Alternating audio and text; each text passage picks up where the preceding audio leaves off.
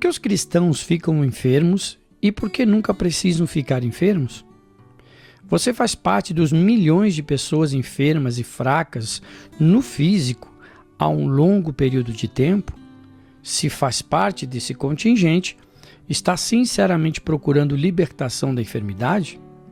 Quer ficar bem de saúde é uma razão para ser curado?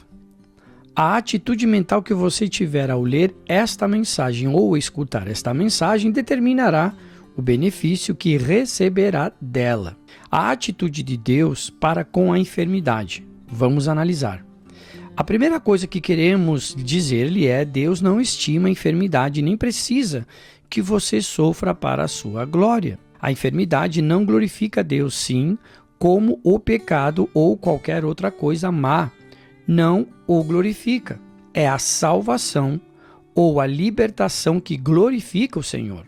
Paulo disse aos coríntios que havia muitos fracos e doentes entre eles, porque não discerniam o corpo do Senhor. 1 Coríntios capítulo 11, versículo 29 até o 39. Nisso se encontra a resposta às perguntas acerca de tantas enfermidades na igreja de hoje. Não é que Deus esteja purificando ou glorificando sua igreja por meio da assim chamada fornalha de aflição. Não é que Deus esteja provando a fé de seus filhos.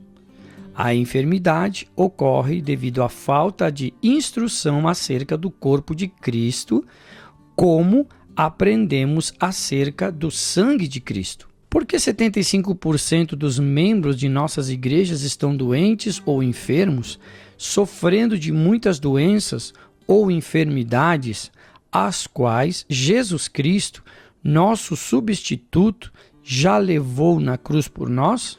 Conforme Mateus 8, versículo 17, a resposta é simples: quando temos a atitude correta. Temos de discernir corretamente o corpo do Senhor. Contraste entre a igreja do Antigo Testamento e a igreja do Novo Testamento. Preste atenção. Como contraste entre essa igreja que acabamos de mencionar, a de Corinto, que apesar de ser pequena em número, tinha muitos fracos e doentes, quero mencionar uma igreja muito maior, com cerca de 3 milhões de membros, a qual existia sobre condições muito piores e, contudo, não houve um só enfermo, conforme está em Salmos 105, versículo 37.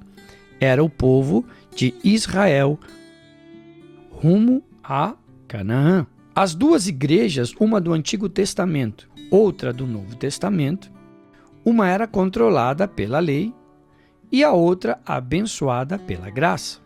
Uma foi estabelecida pelo sangue de animais, a outra pelo sangue do Filho de Deus.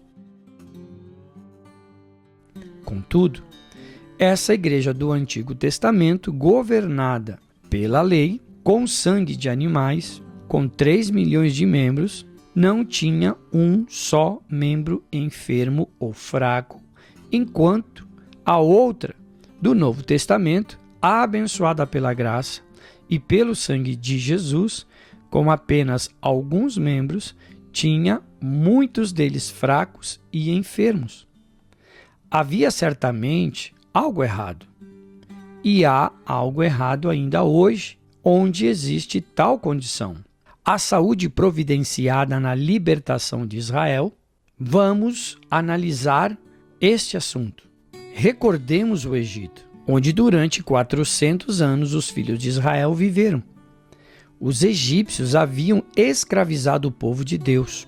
Passaram-se longos anos enquanto os filhos de Israel trabalhavam como escravo para uma nação pagã. Na escravidão, passavam horas intermináveis clamando ao Senhor por libertação. Mas certo dia, ouviu Deus o seu gemido e se lembrou Deus do seu concerto com Abraão, com Isaque e com Jacó. E atentou Deus para os filhos de Israel, conheceu-os Deus. Êxodos capítulo 2, do versículo 24 e 25. Deus escolheu um homem chamado Moisés, a quem lhe disse: tenho visto atentamente a aflição do meu povo que está no Egito, por causa dos seus exatores, porque conheci as suas dores. Portanto, desci para o livrar da mão dos egípcios. Vem agora, pois e eu te enviarei a Faraó, para que tires o meu povo, os filhos de Israel, do Egito. Êxodos capítulo 3, versículos 7, 8 e 10. Deus ainda ouve a oração do seu povo na escuridão e profere as mesmas palavras aos que necessitam de libertação.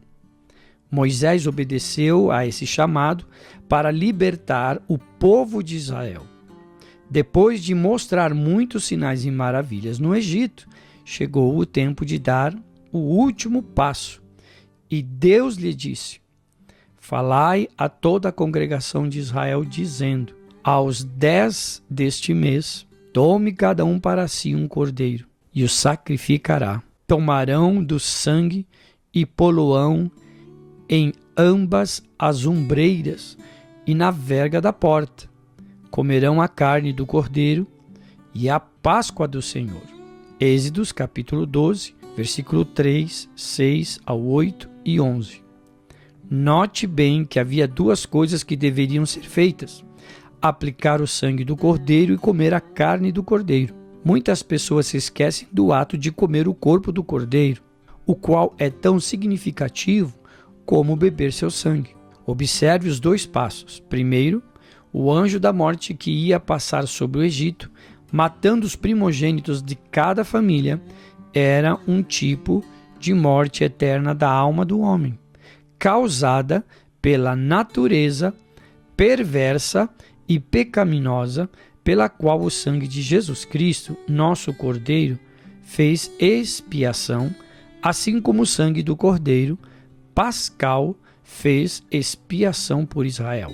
Tudo isso tratava do problema do pecado e da necessidade da alma, não do problema da enfermidade, nem da necessidade do corpo. Segundo, o ato de comer a carne do cordeiro significava olhar para as necessidades do físico do homem. Convém-nos sempre lembrar que comer do corpo do cordeiro não tinha a ver com a passagem do anjo da morte. O sangue nas ombreiras das portas foi o sinal dado ao anjo da morte, assim como o sangue de Cristo, nosso Cordeiro, é a única expiação por nossos pecados, redimindo-nos e libertando-nos da penalidade do pecado, que é a morte. Israel iniciava uma jornada, comparada à nossa jornada cristã pela vida rumo a Canaã celestial. Deus planejou que seu povo tivesse boa saúde e estivesse forte para essa jornada. Este ainda é seu plano.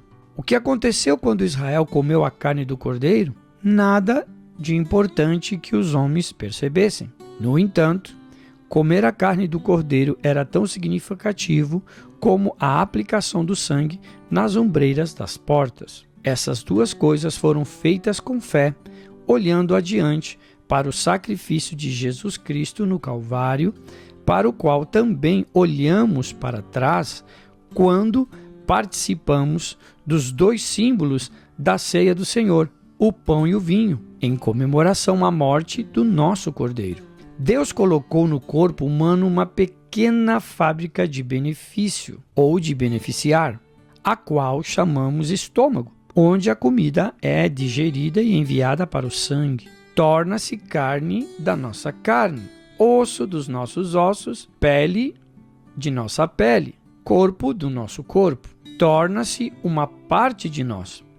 A carne, o corpo do cordeiro imolado no Egito, quando comida, tornava-se uma parte dos israelitas. Tornou-se carne de sua carne, osso de seus ossos, pele de sua pele, corpo do seu corpo. Ora, um tipo de corpo de Jesus Cristo, o Filho de Deus, que mais tarde seria morto pelo mundo inteiro. Compare João capítulo 6, versículo 53. Paulo mais tarde disse que a vida de Cristo seria manifesta em nossa carne mortal. 2 Coríntios capítulo 4, versículo 11. Paulo também declara que pela fé tornamo-nos membros do seu corpo, da sua carne e dos seus ossos. Efésios capítulo 5, versículo 30.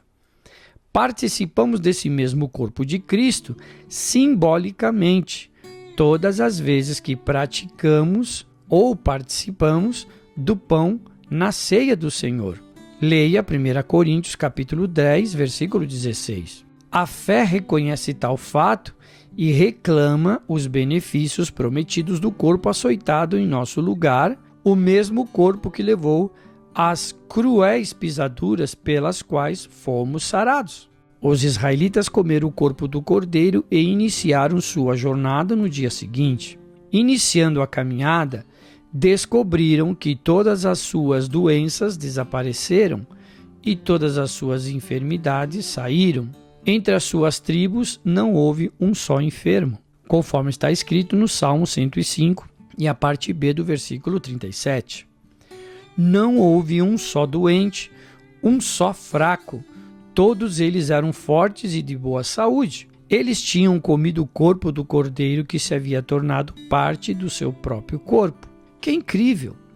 Dentre aproximadamente 3 milhões de pessoas, nenhuma pessoa havia fraca no meio deles. Quando os israelitas obedeceram às ordens de Moisés, aceitando sua mensagem acerca do cordeiro, Deus fez um pacto ou contrato com eles, dizendo: Eu sou o Senhor que te sara. Êxodo capítulo 15, verso 26. Deus declarou que não mais permitiria que doença alguma entrasse neles, enquanto lhe obedecessem. Esta ainda é a sua promessa. Ele prometeu mais: o número dos teus dias cumprireis. Êxodo capítulo 23, versículo 26. Esta ainda é sua promessa. Embora muitos na igreja de Corinto tivessem morrido antes do seu tempo e outros em nossos dias.